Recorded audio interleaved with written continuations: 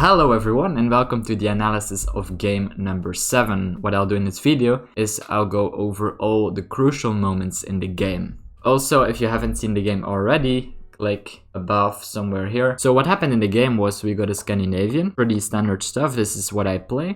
Queen a5 was played. This is the main line. And so now what I did is I played the move bishop to c4. d4 is the main line. Knight f3 can be played as well, but I like this move bishop to c4. And I want to pause for a moment because I think my opponent made a slight error in this position already. Bishop f5. So why do I think this move is not that good? Because what I can do is I can just play the move d3, and now this bishop is just looking at this pawn chain over here, and it's not like it's doing much here. Usually, if we go back, what you want to do in the Scandinavian is you want to use this bishop when the knight is developed to f3, because in that case you can develop the bishop to g4 and you can pin the knight to the queen. But since I have not played this move, I think it's not that good to develop this bishop. I would with black play a move like knight f6, very logical developing move, and you can always later, if you still want, go for this move bishop to f5. I also think that bishop f5 is stronger when d4 is played and not d3, because then, as I explained, the bishop is looking at these pawns. Now let's go to the next crucial moment.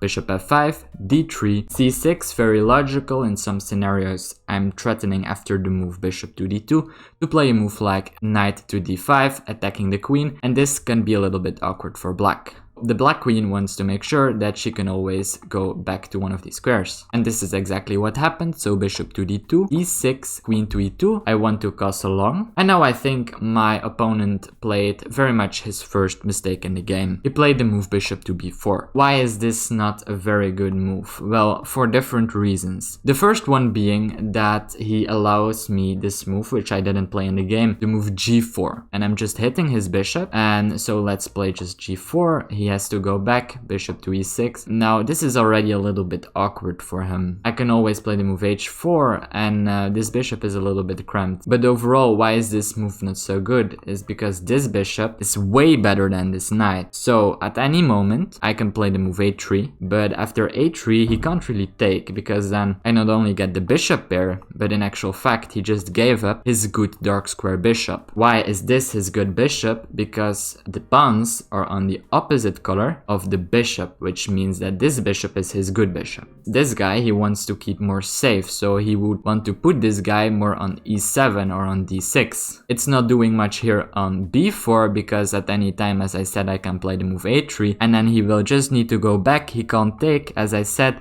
because then he gave up his good bishop. And if he goes back, I just won a tempo. So in this position, it's also what the computer suggests, is to make use of both advantages. This bishop is kind of awkward, as well as this one. So the computer suggests to first go for the move g4, hitting the bishop, so he has to go back. I guess I could play some move like h4, but even stronger is just to play the move a3. So as I said, he can't take, because then all these dark squares in his position would be way too weak. But what he should do is probably bishop to e7, and already in this position I could probably play a move like knight to d5. Let's have a look. I mean, I'm attacking the queen as well as the dark square bishop. In this case, after queen to d8, I can already just win his good dark square bishop. But in actual fact, if we just go back after this move bishop to e7, I don't even need to play this move instantly. I can first go for the move h4, and you can see that this bishop is now cramped as well. And now after the move h6, this move has to be played, because in this position I was threatening to play the move h5, which would be trapping the bishop. So he has to play this move, and now I have a very nice combination. I go for this move, knight to d5, as I said earlier, and now queen to d8 has to be played because I was attacking the queen. So what I could do now is just take the bishop. I think I have a very nice advantage. So for example, in this position it would be good, as I said, to just take the bishop. The dark squares are weakened. I can play the move bishop to c3 and just make use of the fact that these dark squares are now all under my control. Even stronger, according to the computer,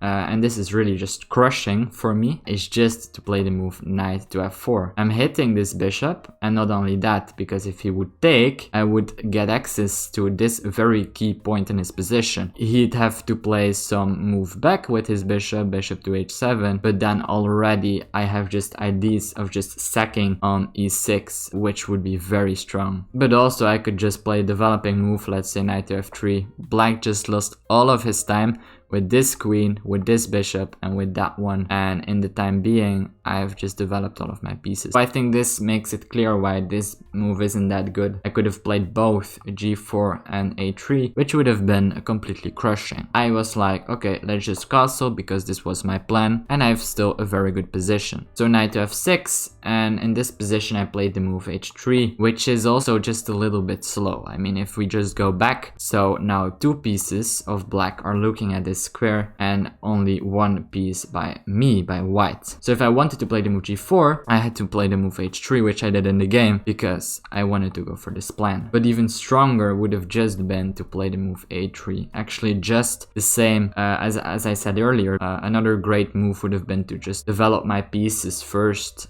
h3 is a little bit imprecise by me. So let's see what happened in the game. h5 is played, knight to f3, knight to d7, rook to e1, long castles, and now eventually I play the move a3. And now what happened, if you saw the game, you know that black played the move b5. And I think even though this move is inaccurate, I think this is a very creative. If I don't take the bishop, but I just go back, it's better for me. Kind of wanted to take the bishop, right? And if I would have taken the bishop, this would have led to a very weird position, which even the engine doesn't understand. So after this, I need to play knight here. Very weird stuff going on. Of course, he should take my bishop here. I should take back. Best move by black would be to play something like knight to e4 and afterwards to go with something like a5 and trying to go for my king here. In any case, I think it's good that I didn't went for this line because it's just really hard to make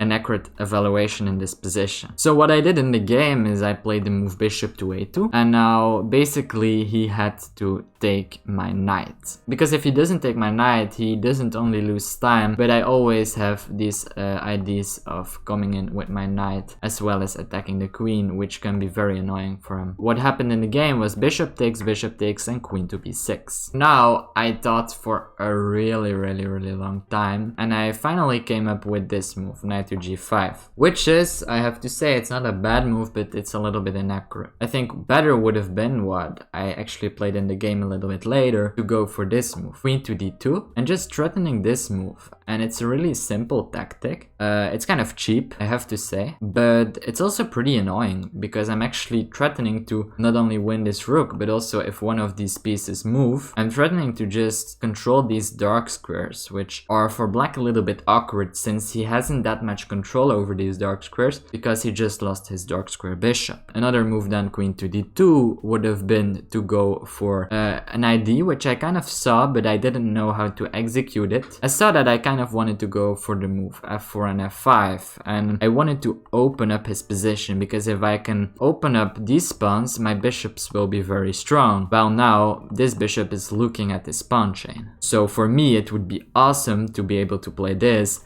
and open this up because then my light square bishop comes to life. How can I execute this? Well, I could go for the move knight to h4, attacking this piece, he has to go back, and now just f4, going for f5 and going for this plan. Knight g5 was played in the game. Bishop to g6, because of course I'm threatening this pawn, and so by doing this he's defending his pawn, and now it becomes really tactical. So what I do is I go for this move, which is great because it's really difficult actually to meet this move in a non-awkward way for black, and that was also shown in the game, but I didn't handle it correctly. And this is a very crucial point in the game, but I had 1 minute left. And so I hate myself for not giving myself enough time to actually find the best move. Queen c5 was played, because of course I'm threatening this and win the rook. In this position, the first thing I saw, and I'm kind of happy with it, but I didn't play it, so I can't really be happy with it, is the move bishop b4. And I immediately spotted that move. I just play this, he can't go back. If he goes back, I still have this move, winning the rook. And if he goes there, I didn't see that in the game, but I found it in the analysis. I can simply take this. Knight takes on e6. Beautiful stuff. The reason being that, first of all, queen takes is of course not possible because defend it in multiple ways. If pawn takes, bishop takes, believe it or not, the queen is actually trapped. It's so beautiful. It's so beautiful. What I did go for was what the engine says is still better for white, or slightly better for white. This position if you want to have an idea, is +3 for me. So for example, after this move, black would just have to go back to b6 and just give up the rook like that. So what I did in the game was bishop to e6, and I marked this as dubious because I think it's dubious. Why do I think this was a mistake? What I saw was, if he takes, which happened in the game, and after this, the queen has to go back somewhere. In the game, he went to d5, to this square. I thought I would just win the rook for 2 pieces, and I would have won 2 pawns. And if you count the material, so a rook would be 5, the 2 pawns 2, and he would have 2 minor pieces, 3 plus 3, which would be 6, so I would be a point up. But in middle games, it's just not the case. 2 minor pieces are better than the rook, and it doesn't matter if you're like a pawn up or 2 pawns up, it just doesn't matter. I thought I would be able to easily finish him off, but I didn't at all. Instead, I just lost in the next few moves actually. And I've made this exact mistake, that I overestimate my rook versus 2 pieces. And that's also why I'm kind of upset with myself for that. Because I've made this mistake in the past and I'm just repeating myself. Especially because there was a very good move, which I spotted. It's actually pretty funny because this is already only slightly better for me. And now my opponent actually made a mistake. The only move for black is to go for the move queen to d6, which he didn't go for. The engine says this is slightly better for me. This is +1, plus 0.9, and this is +6. And this is amazing. This is amazing. Very difficult move to find. You don't take the rook. What you do is you play the move queen to f4. Beautiful stuff. You're threatening mate, and there is basically only one way to meet this threat, which is knight b8, but it's not helping because now I do take the rook, and it's very difficult for black to handle this situation because now if he would just take back, I have very beautiful bishop a5 attacking the king. He has only one good move, so note that for example this is just completely losing. I'm threatening not mate yet because this knight is defending, but now I can just take this knight and he can't take back because this would be just checkmate. In this position, if he would play the best move, which is knight to b6, I have a beautiful combination, just winning all of his material. This is check. He has to play king d7. Now what I do, now I take this, and now after something like knight there, blocking the check, I just take there for example. I'm threatening his knight, he has to do this. And now probably the easiest, as I've shown here, is just rook d3. For example, this move. I'm not only up an exchange, I'm also up many pawns, and also just my position is completely winning. But again, very difficult stuff, right? Very difficult stuff to find this, especially with so little time on the clock. But I have to say, I'm not that upset that I didn't find this. I might be able to find it with like maybe 10 minutes or something. If this would be a puzzle, I might be able to find it because I know I need to think about it. But this is so logical that I don't really think about any other move. Because this was always my plan, was just to win a rook and 2 pawns for 2 pieces. In the game, rook takes was played, and this the computer gives us still slightly better for me, but I don't believe that. I mean, I'm up 2 pawns, as well as a center pawn. But as you will see, these pieces at the end will be able to cooperate very beautifully. Well, I mean, you will see it. So what I did in the game was, and this is again stupid move by me. What I should have done is pretty obvious. I should use my rooks. But he has the advantage of having the minor pieces in a middle game. My rooks aren't that effective because there isn't much space going on or something for me. So it's not like I can really use my rooks, but at least I should try and go for something like this, for example. But instead, I was like, oh no, he can take my pawn. Played f4 to protect this. But in any case, after this, I mean, I always have rook move and just winning the bishop. This is just very weird by me. Like, I think, okay, I need to protect the pawn, when in actual fact, I'm in actual danger here, because as you will see, there will be huge pressure on my position really soon, and I need to handle now, and I didn't do that. So what was played in the game, I think, was very nice. Knight c5, very good move, and now already the threat on the d3 pawn is real, and that's also why I saw that this would be possible, and so that's also why I in the game played the move rook e3, which is a major blunder. I played this move to protect this. But just to illustrate what could have happened with this pawn is, let's say I would play the move king to b1, very logical move earlier. Black might have been threatening to just come in like that. Very logical to just stop this threat of the queen coming in. But in this position already, very strong. Knight takes on d3. This is just very painful. A possible line might go like this. C takes, bishop takes, it's check, so I need to move my king. And now just knight e4. I should already sack my rook back. I can't move my queen. I should go for this. You know, let's say this. I might have maybe after this. And let's say this. I might have some chances of still drawing this. The material is equal, but black's pieces are a little bit more active. My king can't really get into the game because his bishop is so strong. But okay, this would have been still equal if I would have just sacked my rook back in this position. But just to illustrate what would have happened if I wouldn't have done that, let's say I go there. There is some big stuff coming. Just knight c5. This line, like all these computer lines are also beautiful. Like just threatening this, actually very easy play. Going in there, like why not, you know, attacking the king. The best for me would be to play b4, gaining a little space for my king, but then still knight b3, king b2, and now even more beautiful. This is the line the computer gives to illustrate how beautiful this can be. The reasoning being that the king can't take because of mate. The best move, according to the computer, would be to just give the rook back. This, and let's say the queen takes, which would be the best because, you know, I'm threatening everything. So he should do something like this, but still he has to give up his queen and it's just completely destroying. So let's say this. I just take the queen. What I did in the game was a blunder, rook e3. And now he found the best continuation. Queen there, threatening mate, so I need to do something. I need to go for some queen move. Queen there was so that after this move and this, my rook wouldn't fall. Like this with my queen, there, he might be able to take my rook. So that's why I played the move queen to d1. But this is completely winning for black. And in actual fact, there are two moves that are winning. Both of these knight moves, and I'm gonna say it's kind of obvious. What you can see is that this move is now not working because the king can escape. What both of these moves are doing is they are controlling this escape square. In another sense, it's totally not obvious because you're putting your knight on a square which is guarded twice. This pawn is not guarding it because rook takes queen. This rook is not guarding it because knight takes, and the threat remains the same. So let's say rook takes, knight takes.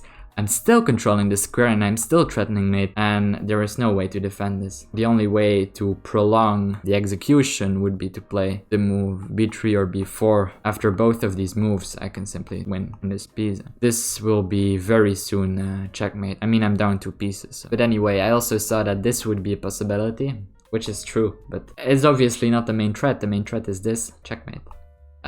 So I was like, oh no, I need to stop this threat.